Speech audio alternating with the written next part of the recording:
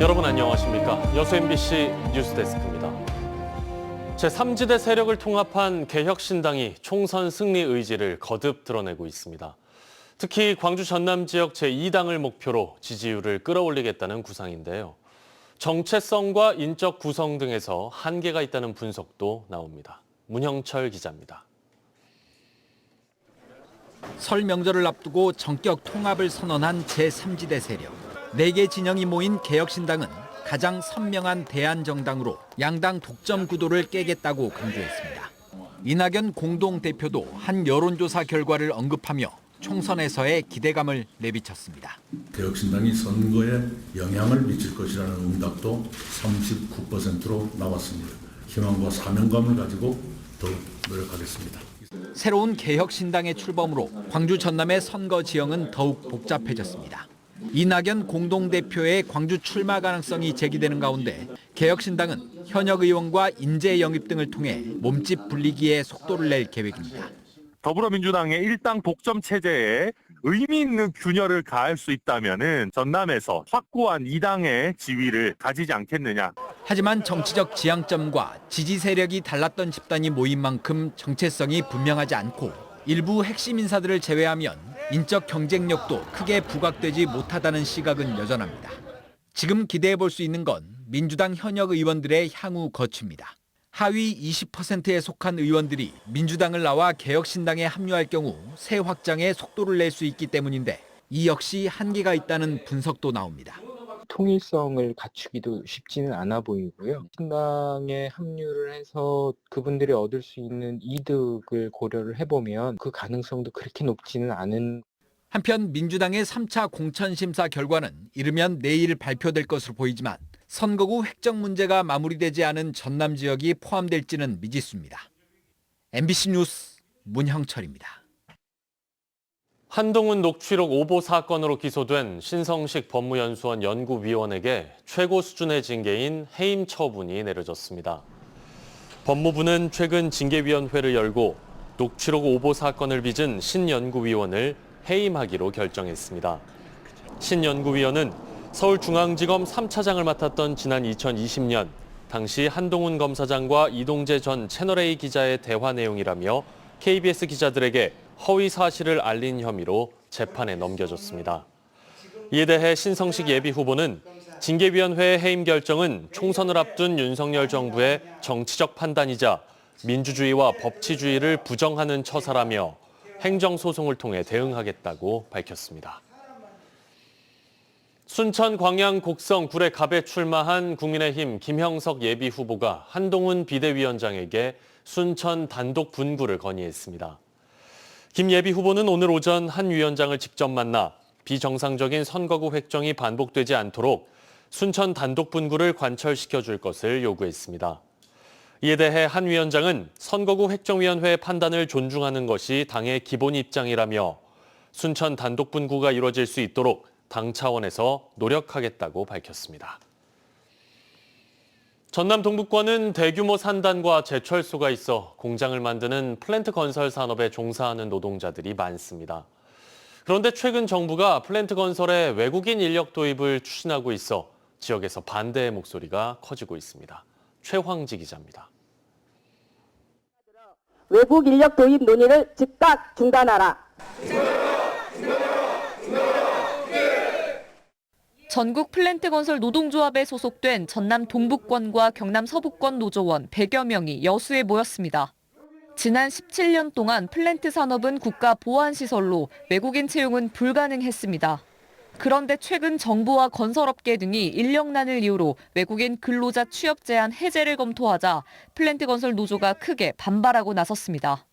일반 건설력자보다 괜찮은 일자리가 제공되었다. 일자리를 찾아서 전국을 떠도는 건설인력 노동자에게 일자리는 목숨과 같다. 여수 산단에 밀집한 석유화학 공장과 광양의 제철소까지 플랜트 건설은 전남 동북권의 주요 산업 중 하나입니다. 전국 플랜트 건설 노조원 10만 명 중 전남 동북권에만 2만 명이 있습니다. 이들은 외국인 인력이 도입되면 여수를 중심으로 대규모 실업 사태가 발생할 수 있다고 우려하고 있습니다.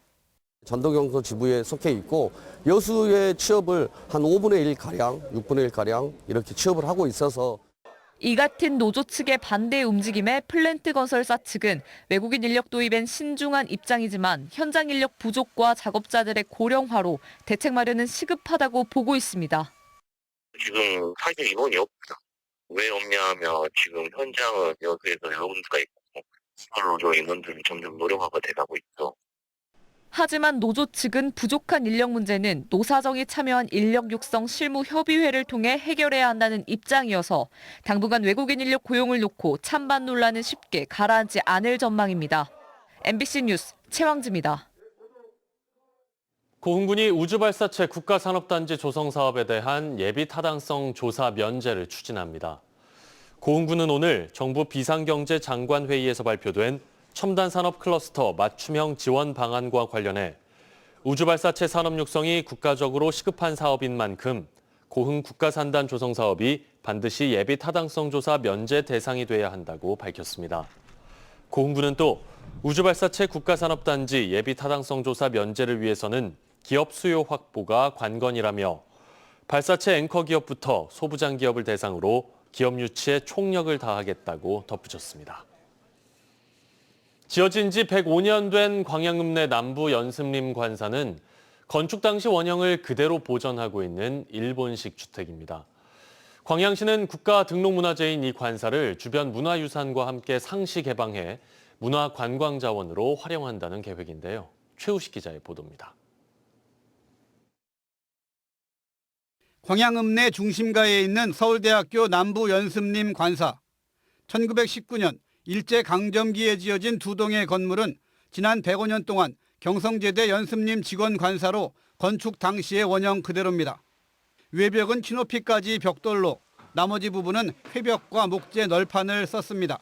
그리고 가옥 내부에는 중복도를 중심으로 해가지고 좌우에 방들이 이렇게 배치되어 있는 일본 가옥의 구조를 엿볼 수 있는 게 특징이라고 하겠습니다. 지난 2011년까지 실제 관사로 사용됐고 2005년에는 국가등록 문화재로 지정됐습니다. 서울대 법인화 이후 관사의 소유권은 국가 기재부에 있고 자산관리공사 캠코가 관리합니다. 광양시는 지난해 초 캠코로부터 상시 개방과 무상 사용 승인을 받아 현재 냉난방 시설공사 등 정비 사업을 추진하고 있습니다. 최근에는 상시 개방 시점에 맞춰 지역 출신 사진작가의 기획전이 열렸습니다. 또 주변에 있는 문화유산과의 연계 프로그램도 계획하고 있습니다. 광양읍에 지금 소재에 있는 향교랄지, 장도전수교육관, 궁시전수교육관, 그다음에 역사문화관 등과 연계해가지고 역사 투어 프로그램과 그다음에 시민들에게 이제 휴식의 공간이나 사색 또 만남의 공간으로. 과거 일본식 주택의 공간 구성을 보여주는 연습림 관사가 100여 년 만에 공개되면서 광양 지역의 새로운 문화 관광 자원으로 기대를 모으고 있습니다. MBC 뉴스 최우식입니다. 전남의 출생아 수는 매년 급감하고 있습니다. 그래서 전라남도와 전남 22개 시군이 출생아 수를 늘리고 양육 부담을 줄이기 위해 출생수당을 지급하기로 했는데요. 2024년 이후 전남 출생하면 누구나 18년 동안 매월 20만 원을 받게 됩니다. 박종호 기자가 취재했습니다. 오는 6월 둘째 출산을 앞두고 있는 36살 주보름 씨. 5살인 첫째 아이를 키우는데도 많은 돈이 들어가는데 둘째까지 나오면 양육비 부담이 커질 수밖에 없어 벌써부터 걱정입니다. 이제 처음에는 쉬울 줄 알고 저희 부부도 아이 하나 정도면 괜찮다 싶어가지고 이렇게 낳은 건데 가면 갈수록 돈이 많이 들더라고요. 이제 기저귀값이나 분유값이나 이제 이 같은 양육비 부담에 출생아 수는 계속 줄고 있습니다. 지난 2013년 전남 출생아 수는 15,000여 명에 달했지만 10년 만에 절반 가까이 급감했습니다. 출생아 수를 늘리고 양육 부담을 낮추기 위해 전라남도와 22개 시군이 함께 노력하기로 했습니다. 소득 조건 없이 2024년 이후 전남 출생하면 누구나 0세부터 17세까지 18년 동안 매월 20만 원을 지원받게 됩니다. 전라남도가 10만 원, 각 시군이 10만 원을 부담하는 구조입니다.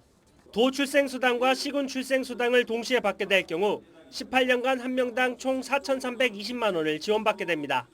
여기에 국가지원금까지 포함하면 전남에서 태어나는 아이는 최대 1억 1,520만 원을 받을 수 있습니다.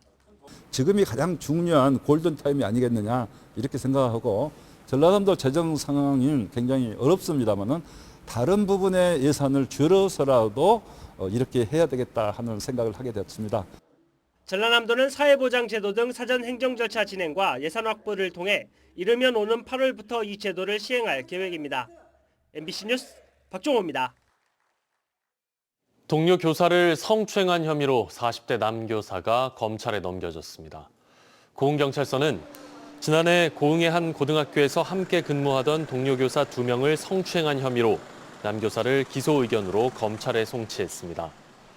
해당 교사는 피해 교사들의 신체를 만지거나 성희롱 발언을 한 것으로 전해졌고 전남도 교육청은 조만간 해당 교사에 대한 징계 처분을 내릴 방침입니다. 여수 MBC가 희망 2024 나눔 캠페인 모금액을 사회복지공동모금회에 전달했습니다. 여수 MBC는 지난 12월부터 1월까지 지역민들이 여수 MBC로 보내온 성금 3억 4,600여만 원을 전남 사회복지공동모금회에 전달했습니다. 희망 2024 나눔 캠페인 전남 지역 모금액은 123억 원으로 지난해 대비 116%를 달성했습니다.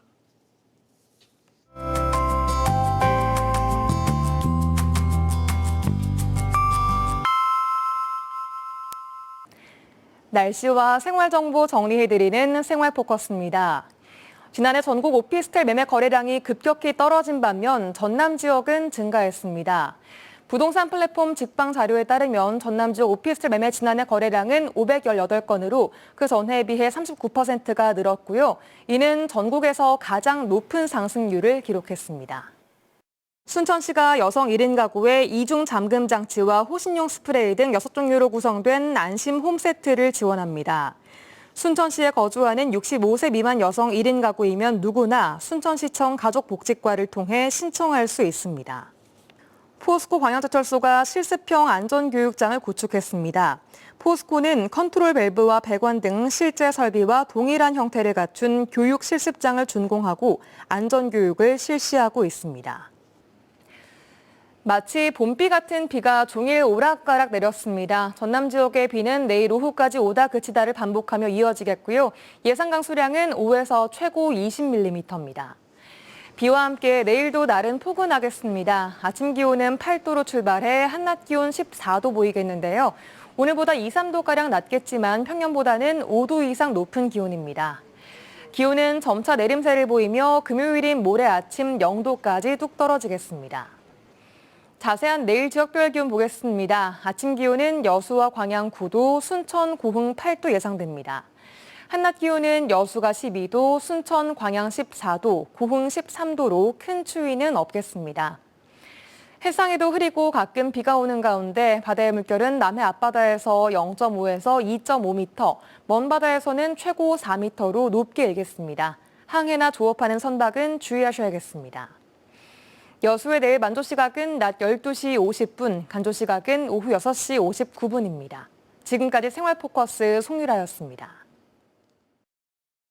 다음 뉴스입니다. 오는 5월 열리는 여수 거북선 축제 성공 개최를 위한 추진위원회가 본격적인 활동에 들어갔습니다. 관광 전문가와 주민 대표 등 18명으로 구성된 추진위원회는 올해 축제 장소를 해양공원과 거북선공원으로 이원화하기로 했습니다. 추진위는 또 공군 특수부행팀인 블랙이글스 초청 공연 등 특색 있는 콘텐츠를 마련하고 전통놀이와 어린이 체험 프로그램도 확대할 예정입니다.